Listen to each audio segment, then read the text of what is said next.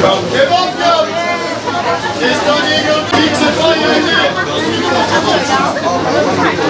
Ne olursa al gene 50 lira. Burası 80 lira. 50. O karabalıkta kaynar bize.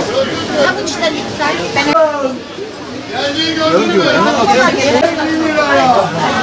Bugüne aracı yok. 50. Gel Çakırca'dan.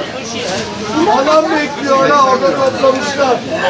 Turşuya şöyle, havalar soğuduğu için turşuda biraz rağbet var. Turşu bağışıklık sistemini güçlendirir. Grip enfeksiyona birebirdir. Şifa deposu bir an önce. Çeşit çeşit turşularımız var.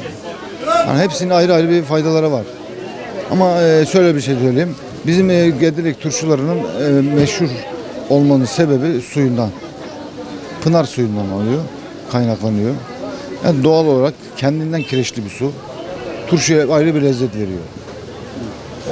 Yani grip enfeksiyonu, turşu suyu zaten bağışıklık sistemini güçlendirdiği için kan dolaşımını da hızlandırıyor.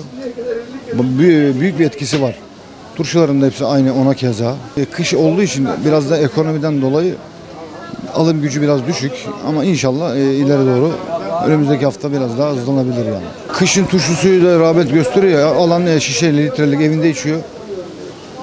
Kışın biraz daha turşu suyu şeyi düşüyor. İçme şeyi düşüyor. Turşuya yöneliyorlar. Yazın daha çok şey oluyor. Tuz kaybını önlüyor. Yazın daha çok turşu suyu tüketiliyor. Kışın da içiliyor ama o da grip enfeksiyon olduğu için, grip olmamak için turşu suyunu içiyorlar. Sağlıklı bir şey. Herkese tavsiye ederim.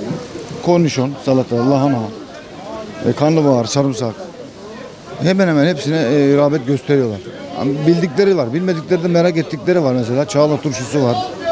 Efendim döngel turşusu var. Merak ettiklerinden onları alıyorlar tatmak için. Özellikle kan bankası dediğimiz pancar turşusu birebir, kansızlığa birebir. Pancar sürekli gidiyor.